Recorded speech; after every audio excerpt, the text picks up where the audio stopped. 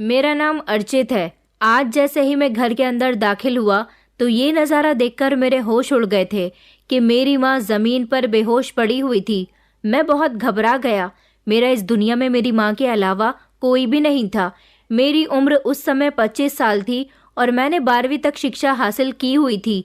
Inter complete करने के बाद मैं काफ़ी समय से अच्छी नौकरी की तलाश कर रहा था, मगर आज के दौर में जो लोग ज़्यादा पढ़े लिखे होते हैं उन्हीं को अच्छी नौकरी मिलती है। फिलहाल वक्त गुजारने के लिए तो मैं एक कपड़े की फैक्ट्री में नौकरी कर रहा था। वहाँ पर मुझे इतने पैसे तो मिल जाते थे कि उन पैसों से मेरा और मेरी माँ का आसानी से गुजारा हो जाता था। वैसे भी घर में हम 2 ही तो मेंबर थे। मेरे पापा की मौत तब हुई थी जब मैं 18 साल का था। मेरे पापा पोस्ट ऑफिस में नौकरी किया करते थे। उस दौर में सब कुछ अच्छा चल रहा था, लेकिन जिस दिन से मेरे पापा की मौत हुई थी तभी से हम लोग मामूली सी जिंदगी गुजारने लगे थे। मैं और पढ़ना चाहता था, लेकिन मैं पढ़ाई करता या फिर पैसे कमाता, बस इसीलिए मैं आगे न पढ़ सका और फिर मजबूरन मुझे कोई नौकरी करनी पड़ी। लेकिन अभी भी मैं किसी अच्छी नौकरी की तलाश में था। आज भी मैं कई जगह ऐसी नौकरी की तलाश करके आया था जहां से मुझे अच्छी सैलरी मिल सके, मगर अभी तक कोई बंदोबस्त नहीं हो पा रहा था। कुछ समझ नहीं आ रहा था कि मैं क्या करूं। घर आया तो माँ बेहोश पड़ी हुई थी। फौरन ही मैं उन्हें अस्पताल लेकर भागा। मैं अपनी माँ से बहुत प्यार करता था। जैसे ही मैं उन्हें डॉक्टर के पास लेकर गया तो डॉक्टर ने मुझे एक ऐसी खबर सुनाई जिसे सुनकर मेरी आंखों में आंसू आ गए थे। डॉक्टर ने कहा कि तुम्हारी माँ की तबीयत बिल्कुल भी ठीक नहीं है, हमें जल्द से जल्द तुम्हारी माँ का ऑपरेशन करना होगा। ऑपरेशन की बात सुनकर मैंने डॉक्टर की तरफ चौंक कर देखा और उनसे कहा कि ऑपरेशन? डॉक्टर साहब, कैसा ऑपरेशन? डॉक्टर ने कहा कि तुम्हारी माँ को ब्रेन ट्यूमर है। ये एक बहुत बड़ी बीमारी है और हमें तुम्हारी माँ का जल्द से जल्द ऑपरेशन करना होगा। अगर समय पर तुम्हारी माँ का ऑपरेशन नहीं हुआ तो तुम्हारी माँ सारी जिंदगी के लिए कोमा में भी जा सकती है या फिर इस दुनिया को भी छोड़कर जा सकती है, क्योंकि तुम्हारी माँ की बीमारी लास्ट स्टेज पर चल रही है। मैंने कहा, मगर डॉक्टर साहब, मेरी माँ के दिमाग में तो मामूली सा दर्द रहता था, क्योंकि मेरी माँ हमेशा मुझे सर दर्द बताती रहती थी। डॉक्टर कहने लगे कि तुमने उनके सर दर्द को मामूली सा दर्द समझकर इग्नोर कर दिया, मगर अब उनका यही सर दर्द ब्रेन ट्यूमर बन गया है और इसके लिए तुम्हें जल्द ही उनका ऑपरेशन करवाना होगा, क्योंकि तुम्हारी माँ ज़्यादा से ज़्यादा 6 महीने तक ही जीवित रह सकती है या फिर इस बीच कोमा में भी जा सकती है। ऑपरेशन का खर्च 50 लाख रुपए है। तुम अपनी माँ का ऑपरेशन करवाकर उनकी जान बचा लो। डॉक्टर की बात सुनकर तो मेरा दिमाग चक्कर खा गया था। 50 लाख रुपए मेरे लिए बहुत बड़ी रकम थी, क्योंकि मैं तो 500 रुपये रोज कमाने वाला एक मामूली सा इंसान था। भला मैं 50 लाख रुपए जैसी रकम का इंतजाम कहाँ से कर सकता था? मेरी कुछ समझ में नहीं आ रहा था कि मैं क्या करूं। हमारा तो कोई दोस्त या रिश्तेदार भी ऐसा नहीं था जो हमें इतने पैसे दे सकता, और मैं अपनी माँ को भी नहीं खो सकता था। एक मेरी माँ ही तो थी जिसने मुझे इतना प्यार दिया, जिसने कभी मेरी किसी ज़रूरत को पूरा करने से इनकार नहीं किया। मैं अपनी माँ का बहुत आभारी हूँ। मुझे कुछ भी करके अपनी माँ की जान बचानी होगी, उसके लिए चाहे मुझे कुछ भी करना पड़े। अब मुझे कैसे भी करके पैसों का बंदोबस्त करना पड़ेगा। मैं जिस फैक्ट्री में नौकरी करता था वहाँ के मालिक दिल के बहुत अच्छे थे। मैं उनके पास गया और मैंने उनको अपनी परेशानी बताई। उन्होंने मुझसे कहा कि 50 लाख रुपए तो बहुत बड़ी रकम है। इतनी बड़ी रकम के लिए मैं तो क्या, तुम्हारी कोई भी मदद नहीं कर सकता। मैंने उनके सामने हाथ जोड़ लिए और उनसे कहा कि मालिक, कुछ भी करके मुझे इतने पैसे दे दो, मैं आपको अपनी महीने की सैलरी से पैसे कटवा दिया करूँगा। मेरी बात सुनकर मालिक मुस्कुराए और कहने लगे कि नहीं, ऐसा कैसे हो सकता है? क्या तुम सारी जिंदगी मुझसे मेरी रकम कटवाते रहोगे? इतनी रकम तो तुम अपनी सारी जिंदगी कमाई करने के बाद भी नहीं चुका सकते। तुम दिन के 500 रुपये कमाने वाले मजदूर इतनी बड़ी रकम आखिर कब तक चुकाते रहोगे? माफ करना अर्चित, मैं तुम्हारी कोई मदद नहीं कर सकता। मैंने कहा, मगर मालिक, आपके लिए इतनी रकम देना तो कोई मामूली बात नहीं है। वो कहने लगे कि मामूली बात नहीं है, तभी तो तुम्हें इनकार कर रहा हूँ। 10-20 हज़ार रुपए की बात होती या फिर 30-40 हज़ार की भी होती तो मैं तुम्हें ज़रूर दे देता, लेकिन मैं तुम्हें इतनी बड़ी रकम नहीं दे सकता। उन्होंने तो जैसे मुझसे अपना मुंह ही फेर लिया था और कहने लगे कि अब तुम जा सकते हो। मैं अपना मायूस चेहरा लेकर वहाँ से निकल आया था। आज मैं खुद को बड़ा बेबस और लाचार महसूस कर रहा था, जो अपनी माँ के लिए कुछ नहीं कर सकता था। मेरी माँ का ऑपरेशन डॉक्टर्स तभी स्टार्ट करते जब अस्पताल में 50 लाख रुपए जमा करवा दिए जाते और मेरे पास अब 6 महीने से भी कम समय था। मुझे याद आ रहा था कि मेरी माँ हमेशा अपने सर में दर्द बताती रहती थी और पास के ही डॉक्टर से दवाई लेकर खा लेती थी। मेरी माँ इतनी अच्छी है कि कितनी ही परेशानी में भी घर के सारे काम करती थी और मुझे वक्त पर खाना दिया करती थी।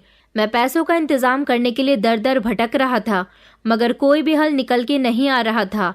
मेरे पास कोई ऐसा कीमती सामान भी नहीं था जिसको मैं बेचकर इतने पैसे इकट्ठे कर सकता।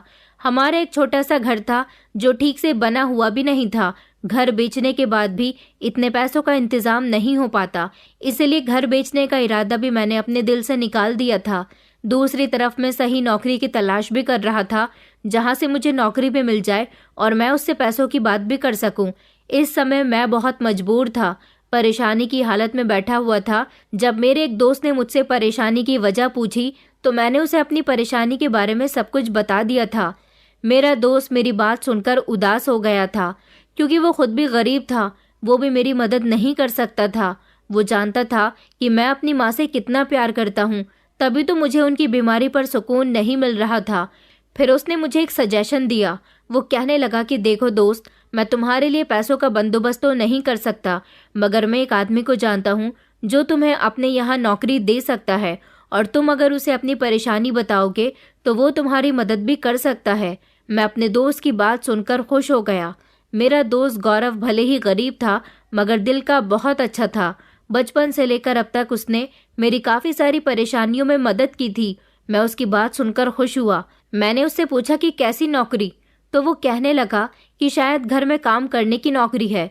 उसने कहा कि कुछ दिन पहले उसके पास ये ऑफर आया था, मगर वो किसी का नौकर बनकर घर में काम नहीं कर सकता था, इसलिए उसने इनकार कर दिया। उसने मुझसे कहा कि अब तुम कह रहे हो कि तुम्हें नौकरी की ज़रूरत है और साथ ही पैसों की भी ज़रूरत है, तो मैंने सोचा कि मैं तुम्हें बता देता हूँ। मैंने कहा, भला घर का नौकर बनने से मुझे बड़ी रकम तो नहीं मिल सकती ना, और मेरी माँ का इलाज करने के लिए मुझे बहुत बड़ी रकम की ज़रूरत है। नौकर को तो मामूली सी ही रकम दी जाती है, उससे ज़्यादा तो मैं अपनी फैक्ट्री में कमा लेता हूँ। मुझे ज़रूरत नहीं है ऐसा काम करने की। वो कहने लगा कि मेरा एक दोस्त है अरुण, मैंने भी उससे यही बात कही, मगर उसने मुझे बताया था कि उस घर का मालिक बहुत अमीर है, इसलिए वो चाहता है कि उसके घर में कोई नौकर आ जाए। जो नौकर उसके घर में टिककर काम करेगा वो उसे ज़्यादा सैलरी देगा। मैंने कहा, ये तुम क्या कह रहे हो? उसके घर में उसे किस चीज़ की परेशानी हो सकती है? जब वो इतना अमीर है तो अपने पैसे से ना जाने कितने नौकर खरीद सकता है। तो वो कहने लगा कि इतनी बात मैं नहीं जानता। मेरे दोस्त अरुण ने मुझसे बहुत जिद की थी कि मैं एक बार उस मालिक से मिल लूं तो शायद मैं नौकरी के लिए राजी हो जाऊंगा, मगर मैं उस नौकरी में ज़्यादा इंटरेस्टेड नहीं था। नौकर की नौकरी मैं नहीं करना चाहता था, मगर एक बार तुम वहां जाकर ट्राई तो कर लो। अगर तुम्हें बेहतर लगे तो नौकरी कर लेना, वरना तुम्हारी मर्जी। मैं तो इसीलिए कह रहा था क्योंकि वो आदमी बहुत अमीर है, लखपति है, शायद पैसे से ही तुम्हारी कोई मदद कर दे। मैंने कहा कि चलो ठीक है, मैं जाकर उससे बात करता हूँ। मैं जब अस्पताल अपनी माँ से मिलने जाता तो उन्हें बड़ी तकलीफ में देखता था। डॉक्टर ने कहा था कि इनका जल्द से जल्द ऑपरेशन होना है। जितनी जल्दी इनका ऑपरेशन होगा इतनी ही इनकी तकलीफ में कमी आ जाएगी, और मैं भी यही चाहता था कि मेरी माँ की तकलीफ जल्द से जल्द ख़त्म हो जाए। अगले दिन मैं अपने दोस्त के बताए हुए एड्रेस पर चला गया था, और वहां जाने के बाद मैंने देखा कि यहाँ कोई घर नहीं था, बल्कि ये तो किसी बड़ी कंपनी का ऑफिस लग रहा था। ये एक बिल्डिंग थी। मैंने वहां जाने के बाद संजय सिंघानिया जी का नाम लिया, जो वहां की गार्ड ने मुझे बताया कि हाँ, ये उनकी ही बिल्डिंग है। वो तो शहर के बहुत बड़े बिजनेसमैन हैं। इस समय वो आउट ऑफ कंट्री गए हुए हैं, अगले हफ्ते ही वापस आ रहे हैं। तुम अगले हफ्ते आकर उनसे मुलाकात कर लेना। मैं निराश होकर वहां से वापस आ गया था, और मैंने अपने दोस्त से कहा कि तुमने मुझे कैसी जगह का एड्रेस दे दिया। वो आदमी तो यहाँ रहता भी नहीं है, बल्कि अगले हफ्ते आने वाला है। मेरे दोस्त ने कहा, तो इसमें कौन सी बड़ी बात है, तुम अगले हफ्ते उनसे मिलने चले जाना, उनके ऑफिस जाकर ही उनसे बात कर लेना। मुझे भी उसी जगह का एड्रेस दिया गया था।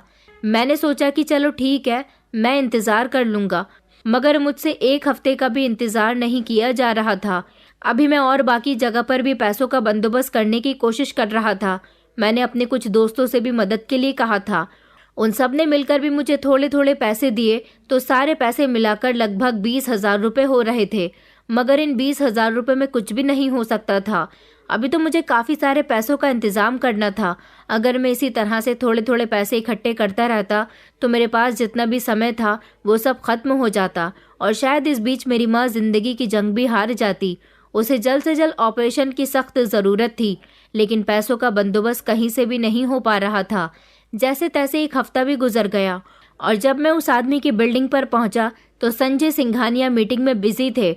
जब नौकर ने उनके केबिन में जाकर उन्हें मेरे बारे में बताया तो थोड़ी देर बाद उन्होंने मुझे अपने केबिन में बुलाया था। मैं उनके सामने बैठ गया। उन्होंने मुझसे कहा कि नौकरी के लिए आए हो? मैंने कहा कि जी सर, लेकिन मुझे आपसे एक मदद भी चाहिए। वो कहने लगे कि अगर तुम्हें नौकरी चाहिए तो मेरे मैनेजर से बात करनी चाहिए थी। तुम्हारा इंटरव्यू मेरा मैनेजर लेगा। मैंने उन्हें समझाया कि नहीं नहीं सर, मैं उस नौकरी के लिए नहीं आया हूँ। सुना है कि आप अपने घर के लिए नौकर की तलाश कर रहे हो और आप उस नौकर को भारी रकम देने वाले हो जो आपके घर नौकरी करेगा। मेरी बात सुनकर तो जैसे उनके चेहरे पर खुशी आ गई थी।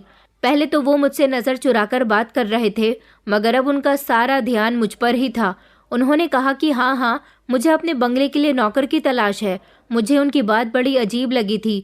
मुझे तो लगा था कि उनका कोई मामूली सा घर होगा, मगर वो बड़े से बंगले की बात कर रहे थे। वो कहने लगे कि दरअसल यहाँ इस शहर में मेरा एक बंगला है, उसमें मेरे बच्चे रहते हैं। मेरा 21 साल का बेटा रवि और 19 साल की बेटी करीना। मेरी बेटी की तो दिमागी हालत ठीक नहीं रहती और तो और बेटा ज़्यादातर अपनी पढ़ाई में बिजी रहता है। 2 साल के बाद मेरे बेटे की पढ़ाई पूरी हो जाएगी तो वो मेरा बिजनेस संभाल लेगा, लेकिन जब तक के लिए मुझे अपने बंगले का और अपनी बेटी का ध्यान रखने के लिए किसी नौकर की ज़रूरत है। हालांकि मैं इससे पहले भी कई नौकरों को अपने घर में नौकरी पर लगा चुका हूँ, लेकिन कोई नौकर 1 या 2 महीने से ज़्यादा टिकता ही नहीं है। मेरा बहुत बड़ा बंगला है, उस बंगले में मुझे कई नौकरों की ज़रूरत है, मगर जब कोई नौकर टिकता ही नहीं तो बहुत सारे नौकर कहाँ से आएंगे। फिलहाल तो एक नौकर भी मिल जाएगा तो मेरे लिए बहुत सुकून की बात होगी, क्योंकि मेरी बेटी बीमार रहती है। घर के कामकाज के लिए और बंगले की देखभाल के लिए मुझे किसी नौकर की ज़रूरत पड़ रही है। मैंने कहा कि आखिर आपके बंगले में ऐसी भी क्या बात है कि कोई नौकर टिकता नहीं है? तो वो कहने लगे कि ये तो मैं भी नहीं जानता। हाँ, लेकिन तुम मेरे घर में नौकर की नौकरी करोगे तो मैं तुम्हें पूरे 60 लाख रुपए दूंगा। संजय सिंघानिया की बात सुनकर तो जैसे मेरे होश उड़ गए थे। मुझे तो सिर्फ 50 लाख रुपए की ज़रूरत थी, मगर ये तो 60 लाख रुपए मुझे देने के लिए तैयार थे। ऐसा नहीं था कि पैसों के बारे में सुनकर मेरी आंखों में लालच उतर आया था, बल्कि मैं तो सिर्फ अपनी माँ का ऑपरेशन करवाना चाहता था। बस एक बार मेरी माँ का ऑपरेशन हो जाता तो शायद मैं वो नौकर वाली नौकरी ना करता, क्योंकि मैंने कभी इस तरह की नौकरी नहीं की थी। मैं अभी इसी सोच में गुम था जब संजय साहब ने कहा, क्या सोच रहे हो? तुम्हारे लिए बहुत अच्छा ऑफर है। किसी बड़ी कंपनी में नौकरी करोगे तब भी तुम्हें इतनी रकम नहीं मिलेगी, मगर शर्त यह है कि तुम्हें मेरे बंगले में लगभग 3 महीने तक नौकरी करनी होगी। अगर तुम लगातार नौकरी करते रहे तो मैं तुम्हें 60 लाख रुपए दूंगा, और अगर तुम 1 ही महीने में नौकरी छोड़कर भाग गए तो तुम्हें 1 पाई भी नहीं मिलेगी, क्योंकि बहुत से नौकर ऐसे आए हैं जो ज़्यादा पैसों का सुनकर नौकरी पर लग तो गए, मगर पैसे लेकर वो दोबारा वापस नहीं आए। कुछ ऐसे भी थे जो 1 महीना होने से पहले ही बिना पैसे लिए नौकरी छोड़कर चले गए। तुम्हारे लिए शर्त सिर्फ इतनी सी है कि तुम्हें नौकरी छोड़कर भागना नहीं है। अगर तुमने ऐसा किया तो अच्छा नहीं होगा। मैंने कहा, साहब, मुझे पैसों की बहुत ज़रूरत है, मेरी माँ का ऑपरेशन होना है। मेरी बात सुनकर वो हंसने लगी और कहने लगे कि फिर तो और भी अच्छी बात है, तुम भी मजबूर हो और मैं भी मजबूर हूँ। इस समय मुझे तुम्हारी मजबूरी का खूब फ़ायदा उठाना चाहिए। अगर मैंने तुम्हारी मजबूरी का फ़ायदा नहीं उठाया तो तुम मेरा काम कैसे करोगे? अपनी माँ का ऑपरेशन करवाना है तो लगातार मेरे घर में नौकरी करनी होगी। काफ़ी देर तक तो मैं अपने दिमाग में सोच विचार करता रहा कि ना जाने ऐसी भी कौन सी नौकरी है, मगर फिर मैंने सोचा कि चाहे जैसी भी नौकरी हो, इस समय मुझे अपनी माँ की जान की परवाह के अलावा और कुछ नहीं सूझ रहा था। इसलिए मैंने इस नौकरी के लिए हाँ कर दी थी। जब मैं अपनी माँ के पास जाता तो वो मुझे देखकर रोने लग जाती थी। मुझे भी उन्हें देखकर रोना आता था, मगर मैं खुद पर कंट्रोल कर लिया करता था और भरोसा दिलाता था कि आप जल्द ही ठीक हो जाओगी। जल्द ही मैं संजय सिंघानिया के साथ उनके बंगले में मौजूद था। जब उन्होंने मुझे अपनी बेटी से मिलवाया और अपना बंगला दिखाया, वो कहने लगे कि मैं ज़्यादातर बिजनेस के सिलसिले में आउट ऑफ कंट्री रहता हूँ, इसलिए मुझे अपने बच्चों और अपने घर का ध्यान रखने के लिए नौकरों की ज़्यादा ज़रूरत है। मगर अब तुम आ गए हो तो मेरी ये टेंशन ख़त्म हो गई। अब तुम्हें मन लगाकर मेरे घर का और मेरी बेटी का बहुत ख्याल रखना है। घर में हर चीज़ मौजूद होगी। मैं इस बंगले को चारों तरफ से देख रहा था। ये बंगला मेरे घर से काफ़ी दूर था और तो और जंगल के बीच में मौजूद था। मैंने कहा कि सिंघानिया साहब, इतना अमीर आदमी होते हुए भी आपने इस जंगल वाले इलाके में अपना बंगला क्यों बनाया? तो वो कहने लगे कि ये बंगला नहीं, मेरा छोटा सा घर था। 40 साल पहले जब मेरी शादी हुई थी तो मैंने अपनी मेहनत की कमाई से ये छोटा सा घर बनाया, और जब मैं अपनी मेहनत से धीरे धीरे कामयाब होता गया तो मैंने अपने इस घर के पास की बहुत सारी ज़मीनें खरीद ली और इस छोटे से घर को बंगले का रूप दे दिया। मेरी पत्नी मुझसे बहुत प्यार करती थी। आज मैं बहुत अमीर हूँ, लेकिन मेरी पत्नी मेरे साथ नहीं है तो क्या हुआ, उसकी यादें मेरे साथ हैं। मेरी पत्नी ने इस घर को अपने हाथों से सजाया। मेरी पत्नी के जाने के बाद मैं और ज़्यादा बिजी हो गया था। मेरे पास इससे भी बड़े बड़े कई बंगले हैं, मगर ये बंगला मेरी पत्नी की आखिरी निशानी है। इस बंगले का एक हिस्सा ऐसा है जहाँ पर मेरी पत्नी ने अपने हाथ से जो चीज़ लगाई थी वो उसी तरह से आज भी लगी हुई है। वो है इस घर का बेसमेंट। वो आज भी ऐसा ही है। मैंने इसके ऊपर इस बंगले को बना लिया। मैं अपने दोनों बच्चों से बहुत प्यार करता हूँ। पिछले 5 साल से मैं बहुत परेशान हूँ क्योंकि मेरी बेटी बहुत अजीब हरकतें करती है। कभी कभी तो मुझे उसे देखकर बहुत डर लगता है। उसे बहुत दौरे पड़ते हैं। कभी तो वो पूरी तरह खामोश हो जाती है, कभी उसके दिमाग में बहुत दर्द होता है और कभी वो पागलपन वाली हरकतें करने लग जाती है। वैसे तो उसका इलाज चल रहा है, लेकिन मैं इस घर में नहीं रह सकता। अब मैं अपने काम को देखूं या फिर घर को संभालूं या बच्चों को देखूं। अगर मेरी पत्नी जिंदा होती तो शायद मुझे इस मुश्किल वक्त को ना देखना पड़ता। यही वजह है कि इस घर में घर का और बच्चों का ख्याल रखने के लिए मैंने नौकरों का कई बार बंदोबस्त किया, मगर मैं हर बार असफल रहा। यहाँ तक कि मैंने लोगों को बड़ी रकम देने का भी लालच दिया, जो लोग पैसों के लिए मेरे घर का नौकर बनने के लिए तैयार हो गए। न जाने उनके साथ ऐसा क्या हुआ कि वो यहाँ से भाग गए या फिर कुछ की मौत हो गई। पिछले साल मैंने एक 45 साल के आदमी को यहाँ नौकरी पर रखा था, मगर वो अचानक 15 दिन बाद कहीं गायब हो गया। किसी भी नौकर का गायब होना मेरे लिए कोई हैरानी वाली बात नहीं थी, क्योंकि ऐसा एक बार नहीं बल्कि कई बार हो चुका है। लेकिन जब वो यहाँ से गायब हुआ तो वो अपने घर पे नहीं पहुँचा था, क्योंकि उसके घर वाले भी यहाँ तक उसे ढूंढने के लिए आए थे, मगर वो कहाँ गया कोई नहीं जानता था। कुछ समय बाद उसकी लाश जंगल के पास वाली नदी के किनारे मिली। उसकी लाश की हालत बहुत बुरी थी। उसका पोस्टमार्टम किया गया तो पता चला कि उसकी मौत करंट के झटके देने से हुई है और शायद किसी ने उसे मारकर नदी में फेंक दिया। भगवान जाने उसके साथ ऐसा क्या हुआ। फिलहाल इस बात को छोड़ो। तुम्हें पैसे चाहिए तो तुम्हें यहाँ परमानेंट नौकरी करनी होगी। अगर तुम चाहो तो 2-3 घंटे के लिए अपने घर पर जा सकते हो, मगर 3 महीने से पहले बीच में नौकरी नहीं छोड़ सकते। मैंने कहा कि जी साहब, मैं आपकी बात समझ गया हूँ। मैं कल से ही नौकरी ज्वाइन कर लूँगा, लेकिन मुझे इमरजेंसी में पैसे चाहिए। अगर इस बीच मेरी माँ को कुछ हो गया तो शायद मैं आपकी नौकरी छोड़ ही दूँगा। फिर तो मुझे आपके पैसों से भी कोई मतलब नहीं रहेगा। वो हंसने लगे और कहने लगे कि अच्छा ठीक है, कुछ दिन यहाँ नौकरी करो तो सही, उसके बाद देखा जाएगा और तुम्हारी माँ को कुछ नहीं होगा, तुम बेफिक्र रहो। अगले ही दिन मैं सिंघानिया साहब के यहाँ नौकरी के लिए आ गया था और उसी दिन सिंघानिया साहब मुझे घर की सारी जिम्मेदारियां समझाकर फ्लाइट से 1 महीने के लिए शिकागो रवाना हो गए थे। मैंने अभी तक साहब के बेटे रवि सिंघानिया को नहीं देखा था। सुना था कि वो ज्यादातर अपनी पढ़ाई में और दोस्तों के साथ ही बिजी रहता है। इस पूरे घर में मैं अकेला था, क्योंकि साहब की बेटी करीना तो ज्यादातर अपने कमरे में ही थी। अब मुझे यहाँ का एक एक काम करना था। रात का खाना भी मैंने जैसे तैसे बना लिया था और फिर उसके बाद मैं हॉल में रखे सोफे पर बैठ गया था। अभी मैं बैठा हुआ ही था जब अचानक घर के अंदर 4-5 लोग दाखिल हुए। मैं इनको देखकर झट से खड़ा हो गया था। मैं उनको गौर से देखने लगा। उनमें से एक लड़का मेरे पास आया। उसने मुझसे कहा कि तुम कौन हो और यहाँ पर क्या कर रहे हो। मैंने कहा कि सिंघानिया साहब ने मुझे यहाँ नौकरी पर रखा है। मेरी बात सुनकर तो जैसे उसने गुस्सा जाहिर किया था, मन ही मन वो कुछ बोल रहा था। शायद ये कहने की कोशिश कर रहा था कि डैड ने फिर से। ये कहकर वो अपने होठों को मरोड़ता हुआ खामोश हो गया था। मुझसे कहने लगा कि अच्छा, मेरे दोस्त आए हैं, हम सब लोगों के लिए चाय बना कर लाओ। मैं समझ गया था कि ये रवि सिंघानिया है। मैंने उन सब के लिए चाय बनाई और जब मैं उनके कमरे में चाय देने के लिए गया तो अचानक वो लोग मुझे देखकर खामोश हो गए, क्योंकि उन सबको देखकर ऐसा लगता था जैसे वो कोई बहुत ज़रूरी बात कर रहे थे। फिलहाल मैं कमरे से बाहर आ गया था। थोड़ी देर के बाद वो लोग वहाँ से वापस जाने लगे। मैंने रवि साहब से कहा कि आप घर कब वापस आओगे।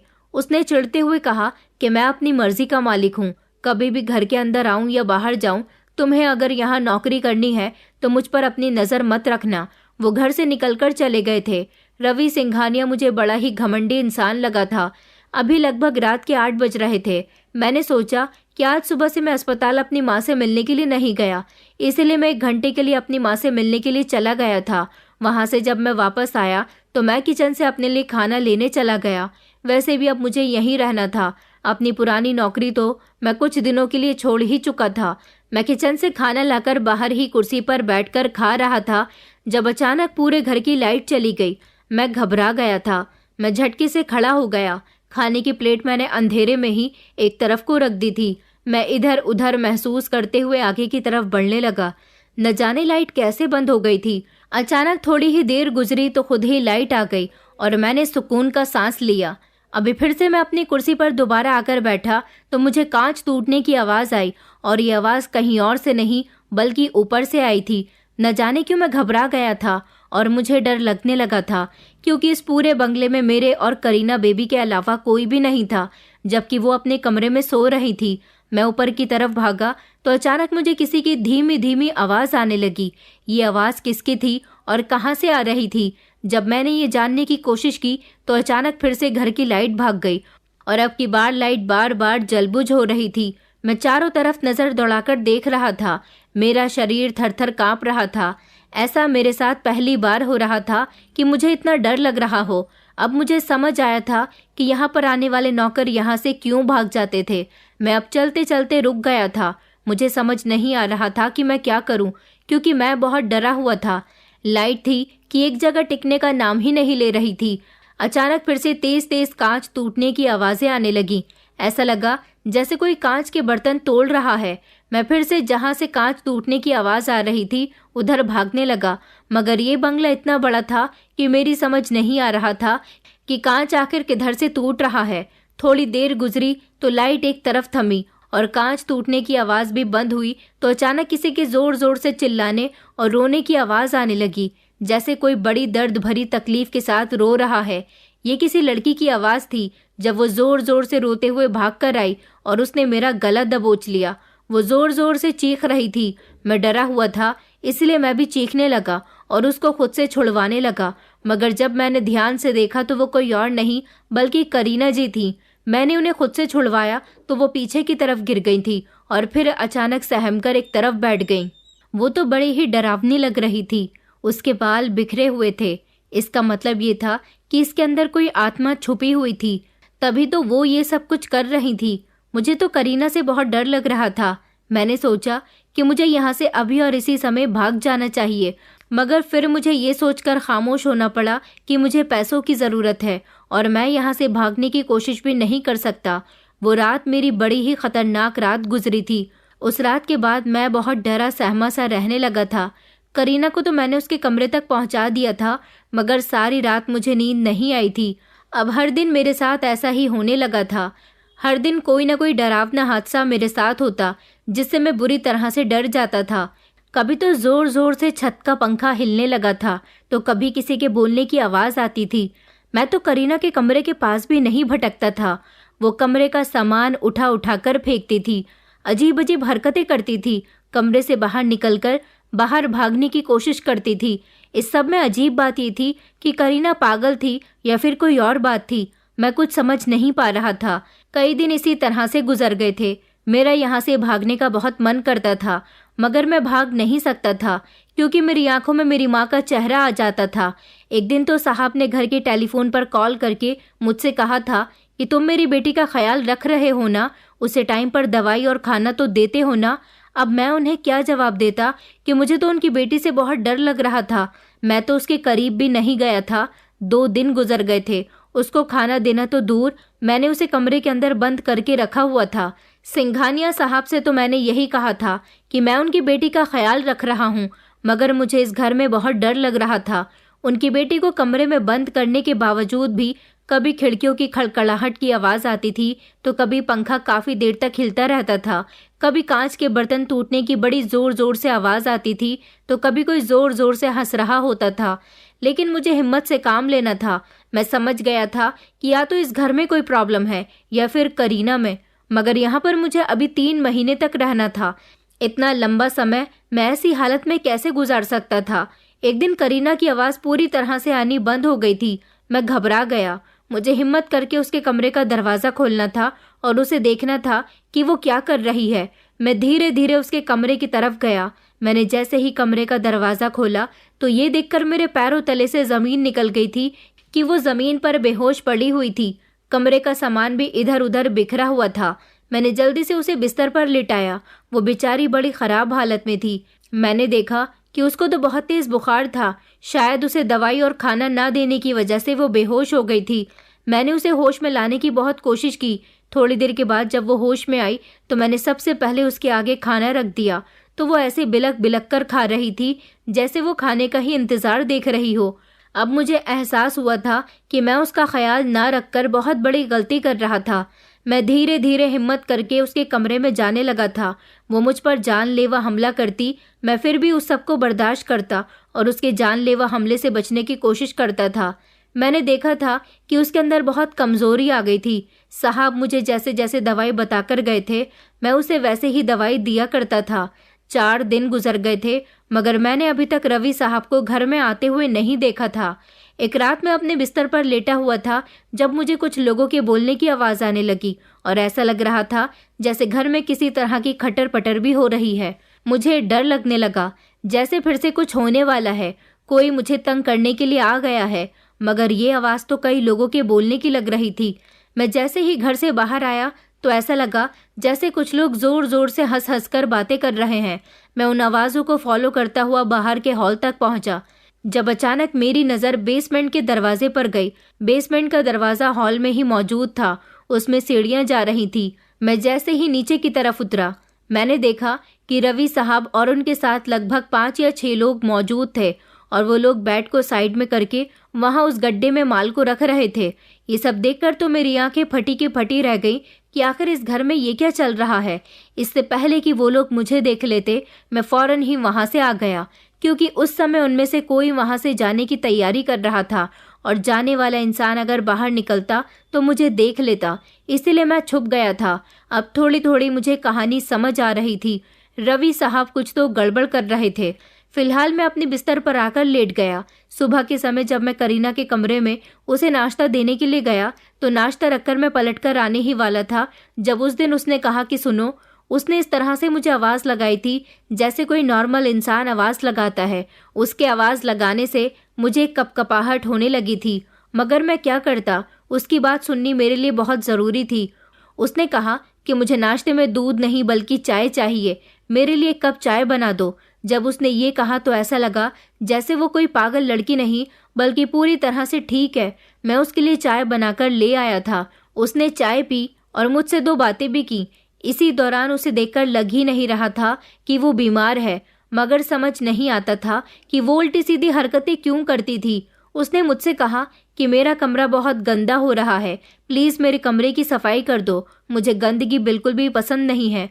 मगर न जाने मुझे क्या हो जाता है कि मैं खुद ही अपना कमरा ख़राब कर देती हूँ। मैंने उससे कहा कि आप फिक्र मत करो, मैं आपके कमरे की सफाई कर दूंगा। नाश्ता करने के बाद वो बिस्तर पर लेट गई। मैं सफाई कर रहा था। जब मैंने बेड के नीचे की सफाई लगाई तो कुछ दवाइयों के रैपर्स बाहर आए थे। मैंने उनको खोल कर देखा। ये दवाइयाँ तो बहुत ही अलग थीं। ये दवाइयाँ वो नहीं थी जो करीना मैडम खाया करती थी, क्योंकि उसकी दवाइयों की पहचान मुझे हो गई थी।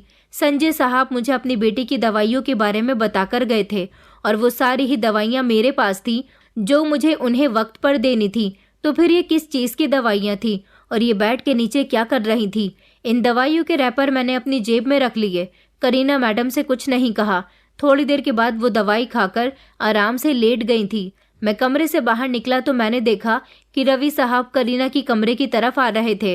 वो मुझ पर चिल्लाए और कहने लगे कि तुम मेरी बहन के कमरे में क्या कर रहे थे? मैंने कहा कि साहब मुझे उनकी जिम्मेदारी देकर गए हैं। मैं उनको नाश्ता देने के लिए गया था और उनके कमरे की भी सफाई कर रहा था।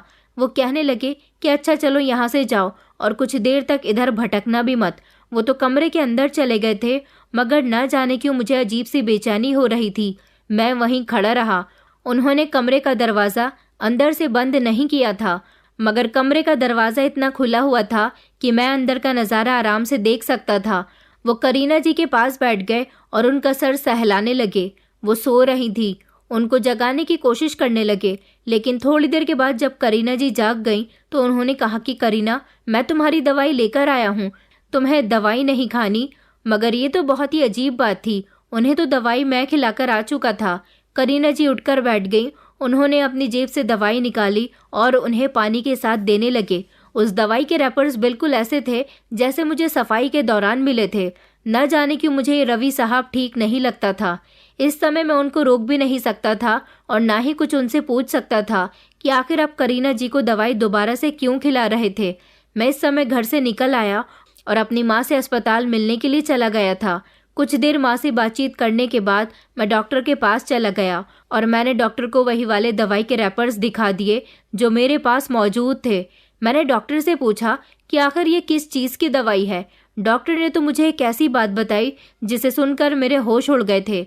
डॉक्टर कहने लगे कि ये दवाई तो इंसान का दिमाग खराब करने के लिए उसे दी जाती है। मैंने कहा कि नहीं नहीं डॉक्टर साहब, शायद ये दवाई पागल इंसान को ठीक करने की दवाई है। डॉक्टर साहब कहने लगे कि मैं आपसे बेहतर जानता हूँ, ये दवाई किसी नॉर्मल इंसान का दिमाग खराब करने की दवाई है। इससे कोई भी इंसान पागलपन जैसी हरकतें कर सकता है। उसके दिमाग पर इतना ज़्यादा दबाव बनता है कि 80% लोग पागल हो जाते हैं, जबकि 10% लोग कभी कभी समझदारी की बातें भी करने लगते हैं। मगर ये दवाई लेने वाला इंसान नॉर्मल नहीं रहता। मुझे ये बात सुनकर बड़ा ही अजीब लगा था। क्या जो मैंने अपनी आंखों से आज देखा और जो डॉक्टर ने मुझे बताया वो सब कुछ सच था? इसका मतलब ये था कि रवि साहब खुद ही अपनी बहन का दिमाग खराब कर रहे थे। मगर वो ऐसा क्यों कर रहे थे? और कल रात मैंने उनको देखा था कि बेसमेंट में उनके साथ कुछ लोग मौजूद थे और बहुत सारा सोना भी था और वो सोने से रिलेटेड कुछ बातें कर रहे थे। और फिर घर में वो सारी अजीब अजीब हरकतें होना। आज मेरा इस घर में 5वां दिन था। मैंने सोच लिया था कि मैं करीना जी का बहुत ख्याल रखूंगा, अपनी तरफ से उन्हें ठीक करने की कोशिश करूंगा, जितना हो सकेगा उन्हें उनके भाई से दूर रखने की कोशिश करूंगा। मैं करीना जी के कमरे में ही मौजूद था, उनसे बातें करने की कोशिश कर रहा था, उनका बहुत ख्याल रख रहा था। उनकी दवाइयाँ ख़त्म हो गई तो मैं उनकी दवाइयाँ लेकर भी आया था। मैंने उन्हें समय पर दवाई देना शुरू कर दिया, लेकिन ये काम मेरे लिए कुछ आसान नहीं था।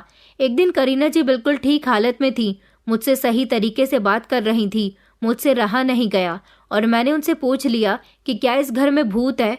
मेरी बात सुनकर वो ज़ोर ज़ोर से हंसने लगी और कहने लगी कि नहीं, यहाँ पर कोई भूत नहीं है। तुम्हें क्या लगता है कि यहाँ कोई भूत है? मैंने कहा, रात को यहाँ पर अजीब अजीब सा माहौल हो जाता है। वो कहने लगी कि मेरी तो तबीयत ख़राब रहती है, मैं तो अपने कमरे के अंदर ही रहती हूँ और तुम जानते हो कि जब मेरी तबीयत बिगड़ती है तो मुझे अपना होश ही नहीं रहता।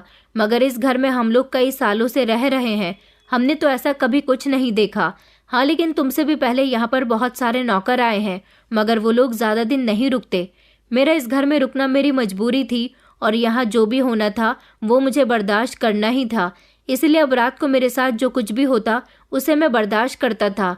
डर लगता तो अपने डर को पी जाता था। एक दिन करीना जी बहुत गहरी नींद में सोई हुई थी। शायद रवि साहब ये नोटिस करने लगे थे कि मैं करीना जी को 1 मिनट के लिए भी अकेला नहीं छोड़ रहा। मैं उनके कमरे के दरवाजे के बाहर कुर्सी रखकर बैठा रहता था। जब वो सोकर उठती तो उनके सारे काम किया करता था। रवि साहब ने एक दिन मुझ पर जानलेवा हमला किया। वो मेरे सामने आए और उन्होंने बंदूक मेरे माथे पर टेक दी। मुझसे कहने लगे कि यहाँ से चले जाओ वरना अच्छा नहीं होगा। मैंने कहा, मगर मैं यहाँ से क्यों जाऊँ? उस समय मेरे माथे पर बंदूक थी, मेरा शरीर थर-थर काँप रहा था, मगर मैंने हिम्मत जुटाई और उनका डटकर सामना किया। वो कहने लगे कि तुमसे पहले भी यहाँ बहुत सारे नौकर आए हैं जिनके साथ मैंने यही सब किया। या तो उन्हें मार दिया या फिर उन्हें डरा धमकाकर यहाँ से भेज दिया। 2 दिन से देख रहा हूँ तुम बहुत चालाकी दिखा रहे हो। मेरी बहन को 1 सेकंड के लिए भी अकेला नहीं छोड़ रहे। आखिर क्या माजरा है? मैंने कहा कि कोई माजरा नहीं है, मैं अपनी नौकरी ईमानदारी से कर रहा हूँ। वो हंसने लगा और कहने लगा, अगर अपनी सलामती चाहते हो तो यहाँ से चले जाओ। मगर मैंने उनसे कहा कि चाहे जो हो जाए मैं यहाँ से नहीं जाऊँगा। मैं उन लोगों में से नहीं हूँ जो अभी तक यहाँ से डरकर भाग गए। बस वो दिन मेरा बड़ा ही खतरनाक दिन था। रवि साहब ने मेरे कंधे में गोली मार दी। मेरी हालत बहुत ज़्यादा ख़राब हो गई थी। उन्होंने बातों ही बातों में बताया कि जिस दिन से तू यहाँ पर आया है उसी दिन से तुझे डराने की बहुत कोशिश कर रहा हूँ, ताकि तू बाकी लोगों की तरह इस घर में भूत समझकर यहाँ से भाग जाए। तू तो इतनी आसानी से यहाँ से नहीं जाएगा, मुझे ही कुछ न कुछ बंदोबस्त करना होगा। रवि साहब मुझे खचेड़ते हुए स्टोर रूम में ले गए थे। मैंने देखा था कि स्टोर रूम की हालत बड़ी ख़राब हो रही थी। रवि साहब ने मुझे कुर्सी से बांध दिया और कहने लगे कि कुछ दिन तू यहीं बंधा रहेगा तो मर जाएगा और फिर तेरी लाश को ठिकाने लगा दूंगा। मैं अपने काम में किसी की रुकावट नहीं चाहता। तू बड़ा शातिर है, तेरा कुछ ना कुछ तो करना ही होगा, वरना तू मेरे लिए नुकसानदायक हो सकता है। वो ये कहकर वहां से चला गया था। मैंने अपने आप को खोलने की बहुत कोशिश की। मेरे कंधे में गोली लगी थी। गोली तो पार हो गई थी मगर जख्म छोड़ गई थी। समझ नहीं आ रहा था कि मैं क्या करूं। मैं जोर जोर से चिल्ला रहा था मगर कोई मेरी मदद के लिए नहीं आया। स्टोर रूम का दरवाज़ा भी बंद था और मेरे हाथ पैर कुर्सी से बंधे हुए थे। मैं लाख कोशिश करने के बावजूद भी नाकाम रहा था और फिर मैं बेहोश हो गया। न जाने मैं कितने दिन तक बेहोश रहा था। मेरी हालत बहुत ख़राब हो गई थी मगर मुझे करीना जी को बचाना था। अब समझ आया था कि यहाँ के नौकर भागते नहीं थे बल्कि उनको रवि सिंघानिया भगा दिया करता था, कभी अपनी धमकियों से तो कभी उन्हें जान से मारकर। मगर मुझे बचना था। मुझे अपनी माँ का ऑपरेशन करवाना था, इसलिए जिंदा रहना था और रवि सिंघानिया की हकीकत उसके पिता के सामने लानी थी। एक तरफ वो अपनी बहन की जान के साथ खेल रहा था तो दूसरी तरफ कुछ मासूम लोगों की भी जान ले चुका था। कई दिनों तक मैं कुर्सी से बंधा रहा मगर मैं लगातार कोशिश कर रहा था कि मेरे हाथ खुल जाएं। शायद एक हफ्ता गुजर चुका था जब रवि सिंघानिया कमरे के अंदर आया और उसने मेरे सामने आकर मुझसे कहा कि अभी तू मरा नहीं है, कुछ दिन और है तेरे लिए, तू जल्दी ही मर जाएगा। वो सिगरेट पी रहा था और उसने वही सिगरेट मेरे हाथों पर दाग दिए। मैं जोर जोर से चिल्ला रहा था और उससे कह रहा था कि मुझे छोड़ दो, आखिर तुम ये सब क्यों कर रहे हो। वो कहने लगा, ताकि तू यहाँ से भाग जाए। अपनी बहन को तो मैंने समझा कर रखा हुआ है मगर तू मेरे काम में रुकावट बन रहा है। हालांकि अभी बना नहीं है, कुछ दिन बाद जब तुझे मेरी सच्चाई पता चल जाएगी तो तू भी बाकियों की तरह सच्चाई मेरे पिता को बताने के लिए बेचैन रहेगा। इससे पहले वो दिन आए, मैं तुझे यहाँ रहने ही नहीं दूंगा। तेरे पास अभी भी मौका है, यहाँ से भाग जा और फिर कभी यहाँ पलटकर मत आना। मरने से बेहतर है कि अपनी जिंदगी खुद बचा ले। और हाँ, यहाँ से भागने के बाद अगर होशियारी दिखाने की कोशिश की, मेरे पापा को या किसी पुलिस वाले को बताने की कुछ भी कोशिश की, तब भी तू मेरे हाथों से ही मारा जाएगा, क्योंकि तुझसे पहले भी कई लोग ऐसे हैं जो यहाँ से भागने का मौका मिलने के बाद मेरे खिलाफ पुलिस में रिपोर्ट दर्ज करवा चुके हैं। मगर पुलिस वालों को भी मैंने खरीदा हुआ है। उसकी बातें सुनकर तो जैसे मैं हैरान रह गया था कि वो कोई इंसान नहीं बल्कि एक दरिंदा था। सिंघानिया साहब का बेटा इतना खतरनाक भी हो सकता है, ये मैं नहीं जानता था। उसने मुझ पर बहुत जुल्म किया। वो मुझे मारना चाहता था मगर मुझे हिम्मत जुटानी थी। अपनी जान पर खेलकर यहाँ समय बिताना था और फिर पैसे लेने थे। धीरे धीरे वक्त इसी तरह से गुजरता गया। मेरी हालत बहुत ख़राब हो गई थी। रवि सिंघानिया ने मुझे बुरी तरह से घायल कर दिया था। मैं उसकी कोई बात नहीं मानता था।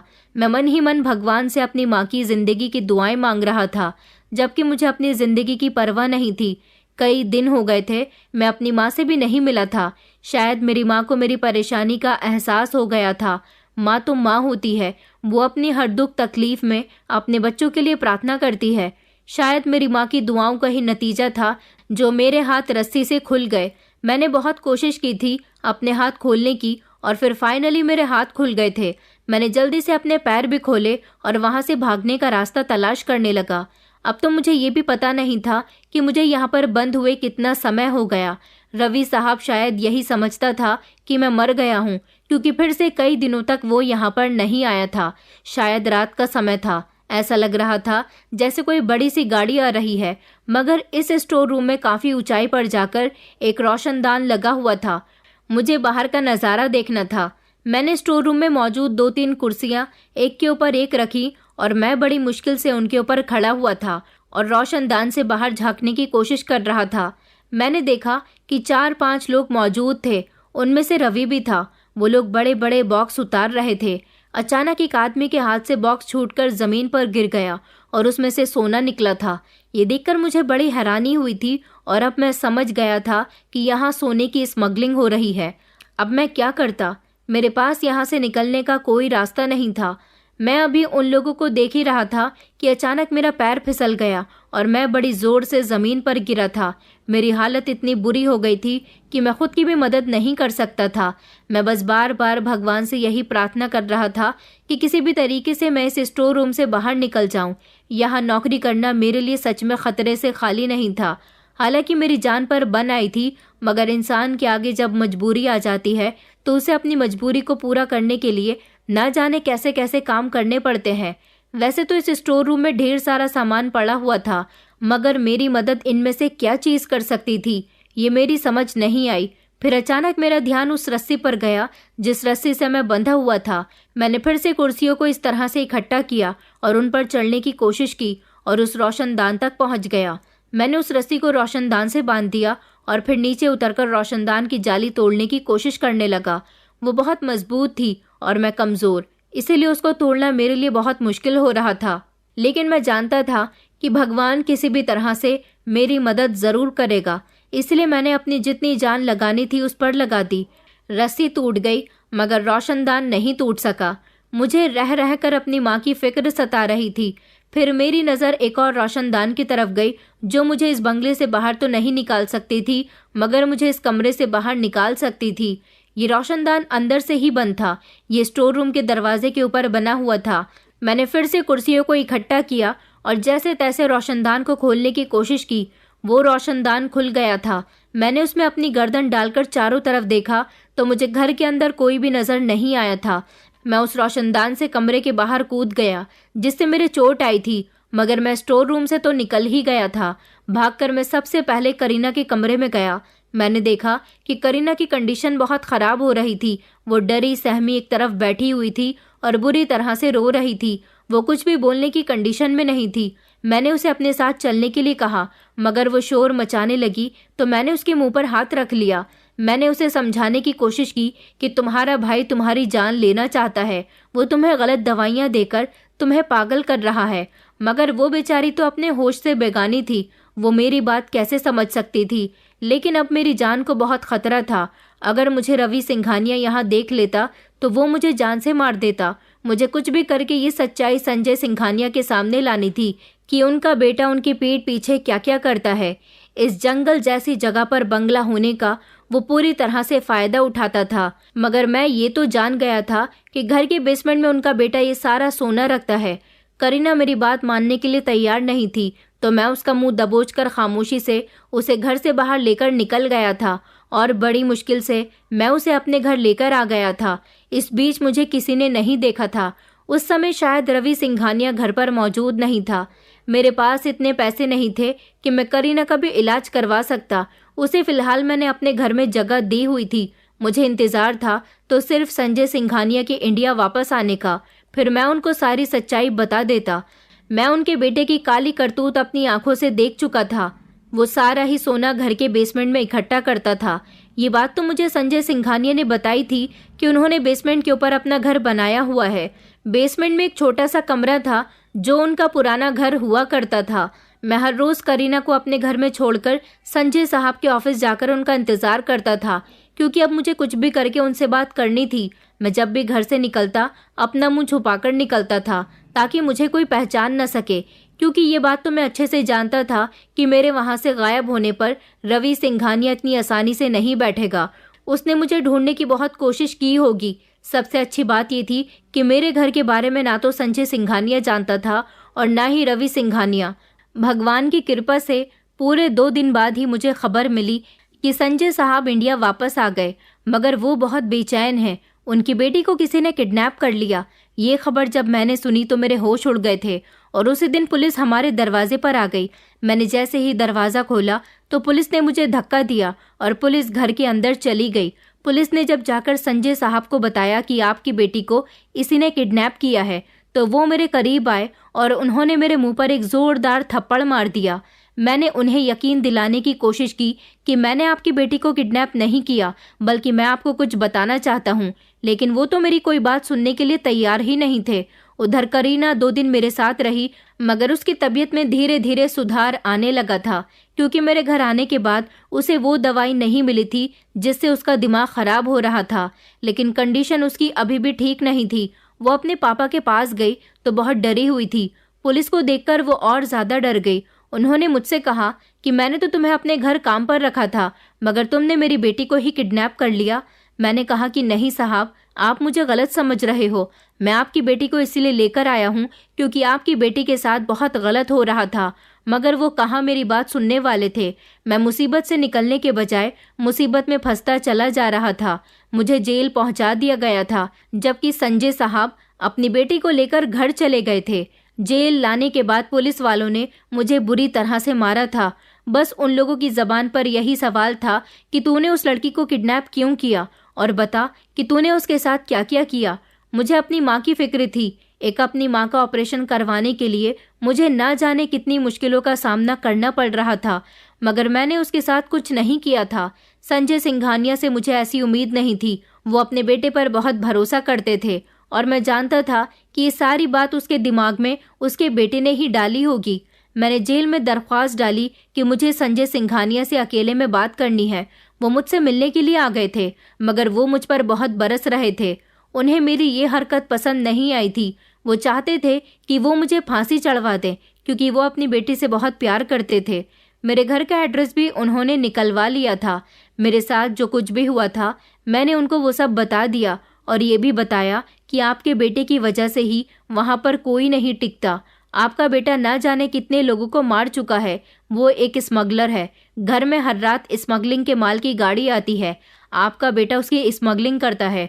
और तो और आपकी बेटी कभी ये सब देखकर आपको ना बता दे, इसलिए वो उसको इस तरह की दवाइयाँ देकर उसका दिमाग खराब कर रहा है। वो यही चाहता है कि अगर इस घर में कोई आया तो वो सारी सच्चाई आपको बता देगा, और वो अपनी सच्चाई किसी के सामने नहीं आने देना चाहता। इसलिए उसने मुझे भी जान से मारने की कोशिश की और वहां से जाने के लिए कहा था, मगर मैं नहीं भागा। आपको लगा कि मैंने आपकी बेटी को किडनैप किया, मगर मैं आपकी बेटी की जान बचाकर उसे वहां से लेकर आया हूँ। मेरी सारी बात संजय सिंघानिया खामोशी से सुनता रहा। न जाने उनके दिमाग में क्या आया। उन्होंने मुझसे कहा कि क्या तुम सच कह रहे हो? मैंने कहा, अगर आपको यकीन नहीं आता तो आप अपने घर के बेसमेंट में जाकर ये सब कुछ देख सकते हो। मैं तो आपको ये सब कुछ बताने के लिए बेचैन हो रहा था। आपका न जाने कितने दिनों से इंतजार कर रहा था। अपनी पहचान छुपाकर आपके ऑफिस जाता था ताकि पता चले कि आप विदेश से आए या नहीं। आपके बेटे ने मुझे भी बहुत नुकसान पहुंचाया। वो मुझे मार देना चाहता था।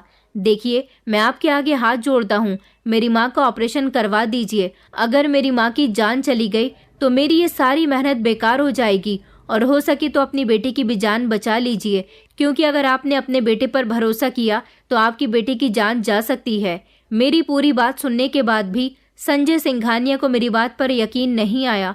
उन्होंने कहा कि तुम मुझे मेरे बेटे के खिलाफ भड़का रहे हो। तुमने मेरी मासूम बेटी के पागल होने का फायदा उठाया और उसके साथ जबरदस्ती करके उसे अपने घर ले गए। मैं तुम्हें नहीं छोड़ूंगा। मुझे तुम्हारी किसी बात पर यकीन नहीं है। तुम्हें तो कड़ी से कड़ी सजा होगी।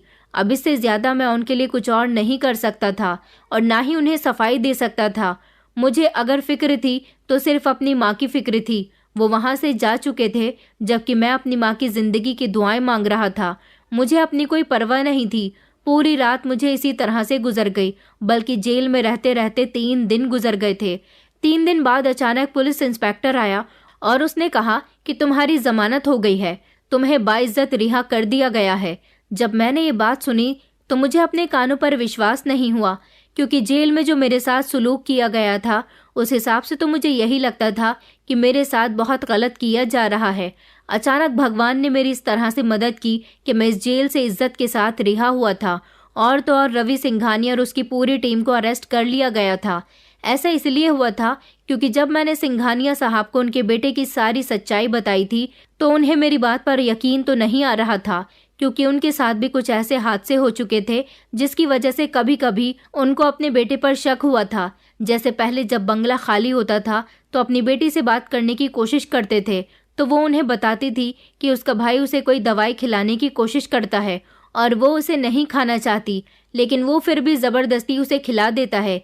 एक दो बार उसे किसी के चीखने चिल्लाने की भी आवाज़ आई थी और फिर हर बार नौकर का यूं गायब हो जाना। ये सब काफ़ी लंबे समय से संजय सिंघानिया के दिमाग में खटक रहा था, मगर मेरी बात सुनने के बाद उन्हें पक्का यकीन हो गया था कि ज़रूर कोई ना कोई गड़बड़ है। जब वो मुझसे मिलने के बाद अपने घर गए तो उन्होंने अपने बेटे को बताया कि उस नौकर को उन्होंने जेल करवा दी है और अब वो कल ही दोबारा से विदेश रवाना हो जाएंगे। अगले दिन वो घर से निकल गए, लेकिन उनकी नज़र अपने बेटे पर थी। वो घर से नहीं गए थे, बल्कि अपने ही घर में खामोशी से छुप गए थे और अपने घर के माहौल को भांपने की कोशिश कर रहे थे। वो अपने बेटे की हरकतें जानना चाहते थे। अगर उनका बेटा सच में दोषी था तो वो उसे रंगे हाथों पकड़ना चाहते थे, लेकिन खामोशी से सब कुछ उन्होंने अपनी आंखों से अपने बेटे को करते हुए देख लिया था। रवि को उम्मीद नहीं थी कि मैं यहाँ से किरण को लेकर गायब हो जाऊंगा। वो बहुत घबरा गया था। वो मुझे तलाश करने की कोशिश कर रहा था। उसे नहीं पता था कि मैं कहाँ से आया था। उसने अपने पिता को कॉल करके कहा कि वो नौकर उसकी बहन को घर से ले गया और उसका कोई अता पता नहीं चल रहा। संजय सिंघानिया ने पुलिस के जरिए मेरा पता लगाया और फिर इस तरह उन्होंने मुझे जेल पहुंचा दिया। मगर जब सारी सच्चाई खुलकर उनके सामने आई तो उन्होंने मुझे रिहा करवाकर अपने बेटे को अरेस्ट करवा दिया, क्योंकि उन्होंने देख लिया था कि उनके घर के बेसमेंट में बेड के नीचे गड्ढा करके उनका बेटा उसमें सारा स्मगलिंग का माल इकट्ठा करता था। उसके बहुत सारे माफिया लोगों से कनेक्शन थे। उसने बहुत सारे लोगों का मर्डर भी किया था। कुछ ऐसे नौकर भी मौजूद थे जो सारी सच्चाई संजय सिंघानिया को बताना चाहते थे, मगर वो नहीं बता सके क्योंकि उसने उनको मार दिया। वो कभी किसी को शॉक देकर मारता था और उनकी बॉडी को नदी में बहा दिया करता था, तो कभी किसी की गर्दन काट दिया करता था, तो कभी किसी को क्लोरोफॉर्म सुंघाकर बेहोश करने के बाद उसका गला दबाकर मार दिया करता था। अभी तक जितने भी लोगों की मौत हुई थी, उनमें से अगर किसी की लाश हाथ लग जाती तो पुलिस समझ जाती कि ये मर्डर किसने किया है। रवि सिंघानिया पैसे की मदद से बच जाता था। हर बार वो पुलिस को इतना पैसा खिला दिया करता था कि पुलिस भी उसको इस काम के लिए नहीं रोकती थी। मगर एक दिन पुलिस वाले ने उसे यही समझाया कि आखिर तुम कब तक लोगों की जान लेते रहोगे, एक न एक दिन तुम्हारा भांडा फूट जाएगा, इसलिए तुम लोगों की जान ना लो तो बेहतर होगा। तुम जितना हो सके यहाँ पर आने वाले नौकर या जो भी लोग तुम्हारे काम को परख जाते हैं, उनको डराने धमकाने की कोशिश किया करो। वो इसी तरह से खामोश हो जाएं तो ही बेहतर है, क्योंकि हम भी तुम्हें ज्यादा समय तक नहीं बचा पाएंगे।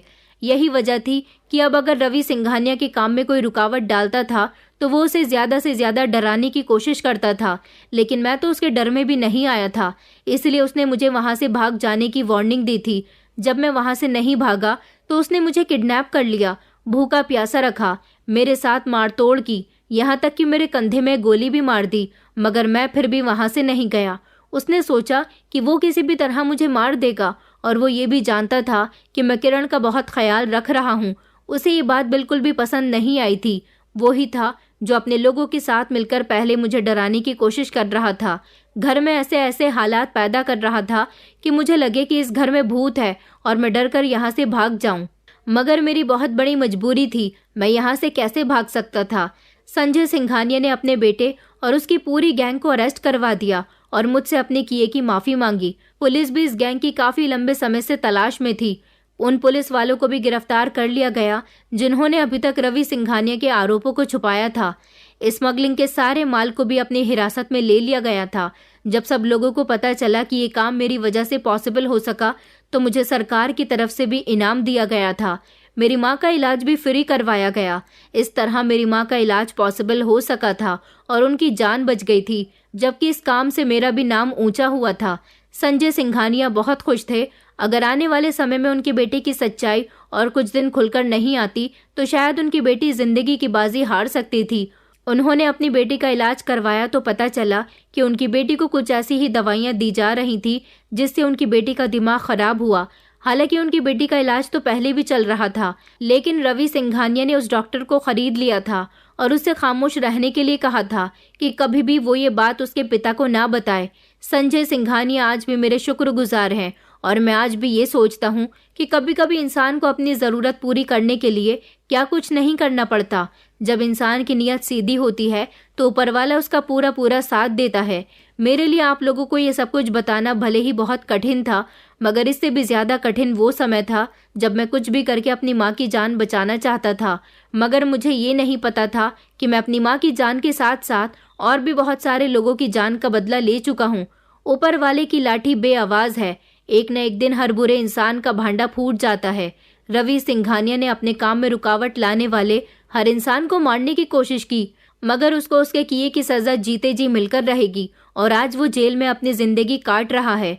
दोस्तों, उम्मीद करती हूँ आपको हमारी कहानी पसंद आई होगी। कहानी पसंद आई है तो वीडियो को लाइक करें, चैनल पर नए हैं तो चैनल को सब्सक्राइब करें और हाँ, नोटिफिकेशन बेल को जरूर दबाएं ताकि अगली अपडेट सबसे पहले आपको मिले।